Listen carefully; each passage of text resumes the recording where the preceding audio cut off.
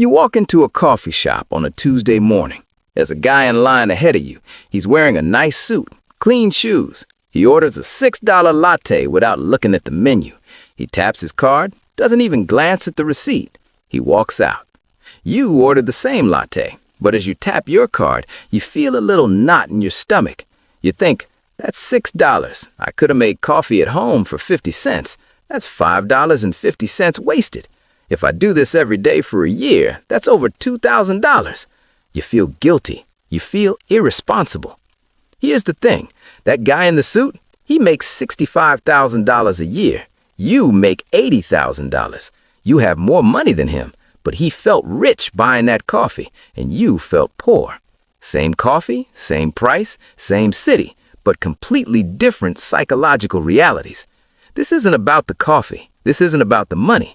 This is about the invisible operating system running in your brain that decides whether you build wealth or burn it. It's about the story you tell yourself about money every single day. And that story, that narrative, is more powerful than your salary, your inheritance, or your investment portfolio. My name is Joe, and on this channel, we decode the psychology that separates the wealthy from the broke. Most people think wealth is about the numbers in your bank account. Today, I'm going to prove to you that wealth is about the numbers in your mind. The beliefs you hold about money will either multiply your dollars or murder them. And if you want to break free from the financial anxiety that's keeping you stuck, smash that like button and let's dive into the story of a man who went from rags to riches to rags again, all because of what was happening between his ears. To understand why your mindset matters more than your money, we need to go back to Pittsburgh, Pennsylvania in the year 1848. Meet Henry. Henry wasn't born wealthy. His father was a weaver who lost everything when factories started replacing hand looms. The family was so poor they immigrated to America in the bottom of a shit, sleeping on bags of coal.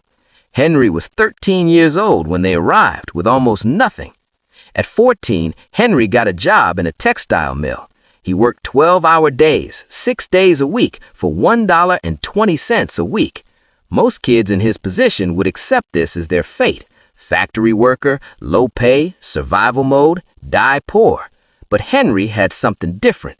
He had a belief system that would change everything.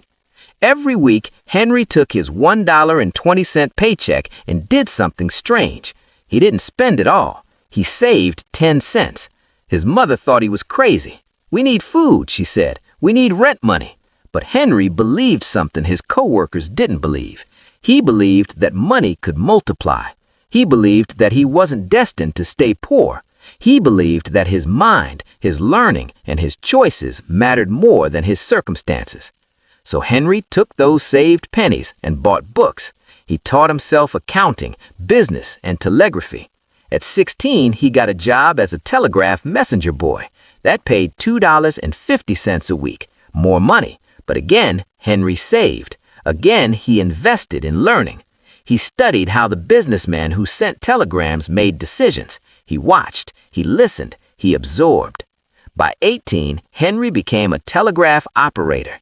By 24, he was managing the Pennsylvania Railway's telegraph division. By 30, he had started investing in iron and steel.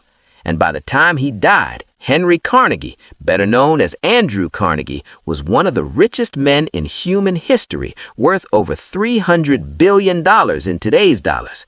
But here's the twist. Here's where the story gets interesting. Carnegie sold his steel company in 1901 and retired with more money than most nations. He had won. He had escaped poverty. He had conquered capitalism.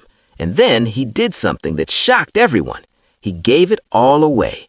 He spent the last 18 years of his life systematically donating his entire fortune to libraries, schools, and universities. He died with almost nothing, and in his final writings, he said something haunting. He said, "The man who dies rich dies disgraced." Carnegie understood something most people never learn. Wealth isn't about having money. Wealth is about having the right relationship with money. He could have hoarded every dollar. He could have built a dynasty. But his mindset, his belief system, told him that money was a tool, not a trophy. It was a resource to deploy, not a scoreboard to obsess over. This is wealth psychology. The same man who saved 10 cents from a $1.20 paycheck became the man who gave away $300 billion. Not because the money changed, because his mind was always free. Now you might be thinking, okay, Joe, that's inspiring. Andrew Carnegie was a genius, a legend, but I'm not building a steel empire. I'm just trying to pay off my credit cards and maybe save for a house. How does this apply to me? It applies to you every single day, because wealth psychology isn't just for billionaires. It's the reason why two people can earn the exact same salary and end up in completely different financial realities. It's the reason why lottery winners go bankrupt. It's the reason why people who inherit millions lose it all within a generation. And it's the reason why you, right now, might be making $75,000 a year and feeling broke, while someone making $50,000 feels abundant. The difference isn't the math. The difference is the mindset. Let me show you exactly how this plays out in the real world. Let's talk about two people. Both are 32 years old, both live in the same city, and both earn $85,000. Let's call them Sarah and Mike. Sarah believes that money is scarce.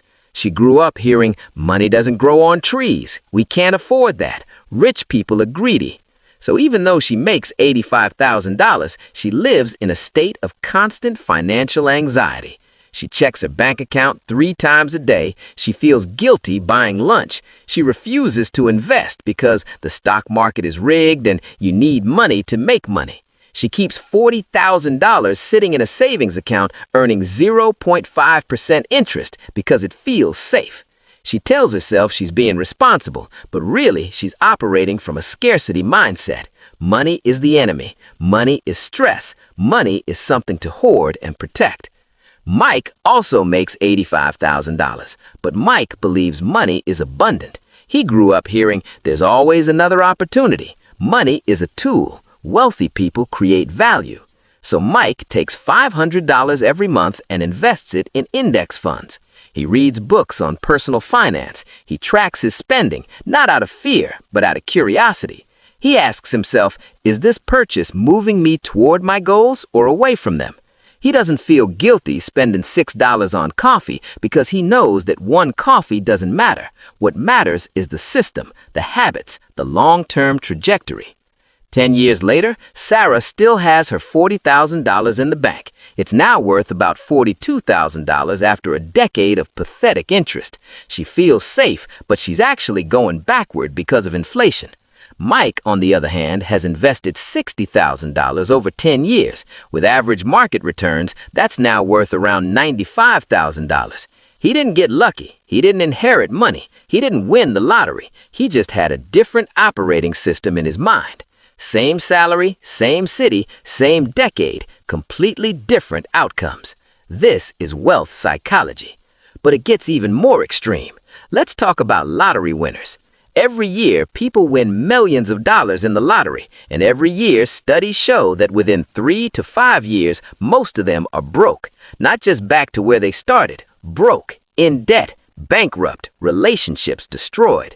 Why? Because they had a poor person's mindset managing a rich person's bank account.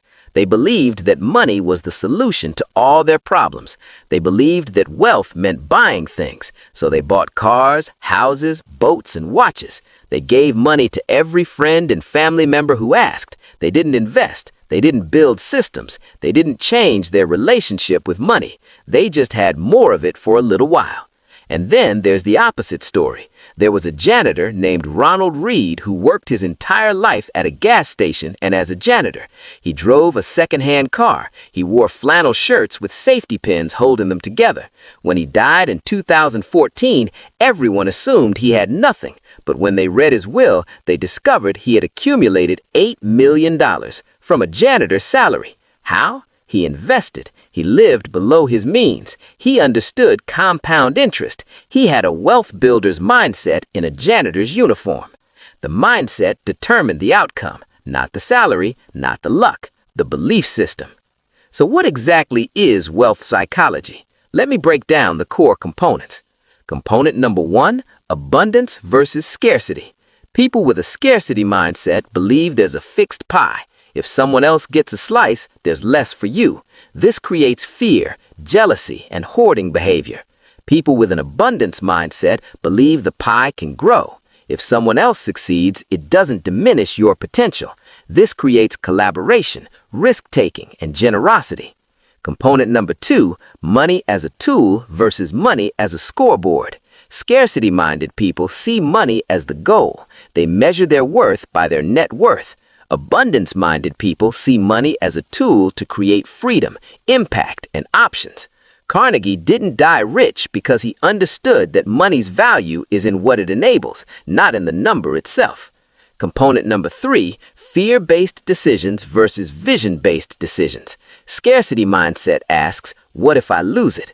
Abundance mindset asks, what if this works? One prevents action, the other creates momentum.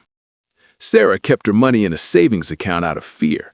Mike invested out of vision. Component number 4, learned helplessness versus learned resourcefulness.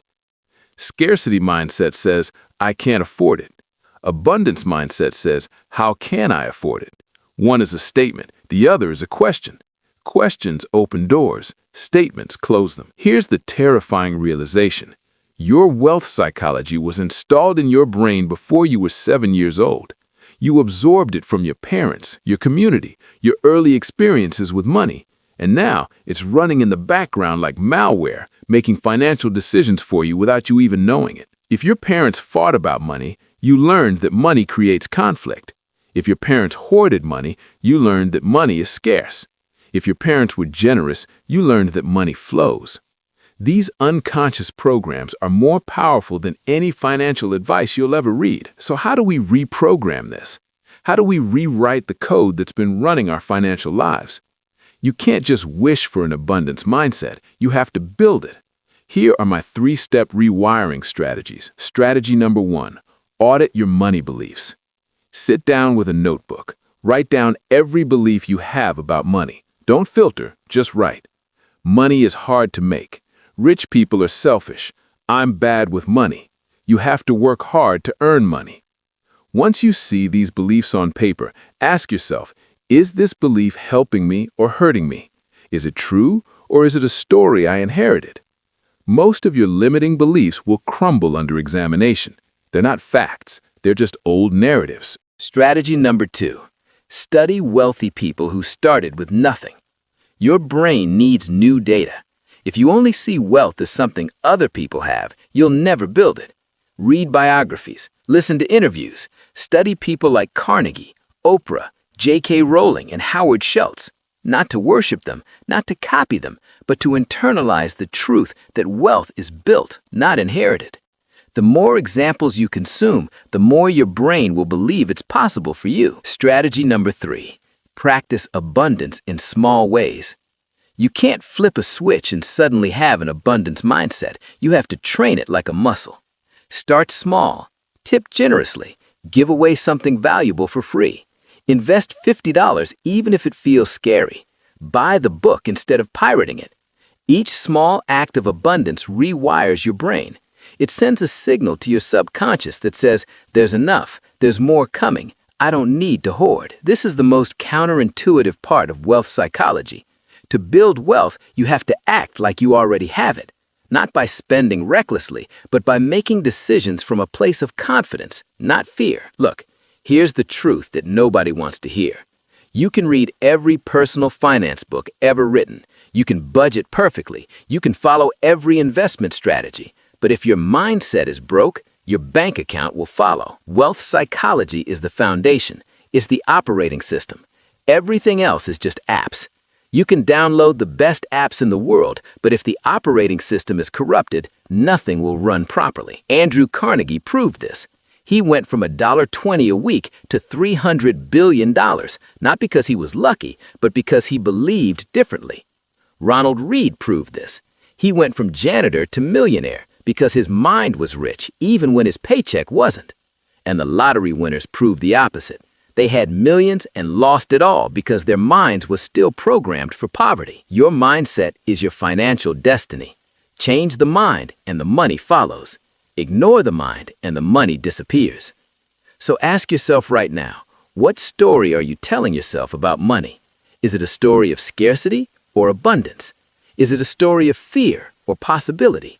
Because that story, that invisible narrative, is writing your financial future right now. Don't let a broke mindset rob you of a wealthy life. If this video rewired something in your brain, hit that like button. Subscribe to Joe for more psychology that pays. And check out this video right here, where I break down the exact habits that separate the top 1% from everyone else. I'll see you in the next one. Remember, your bank account is just a reflection of your belief system. Fix the beliefs, and the money fixes itself.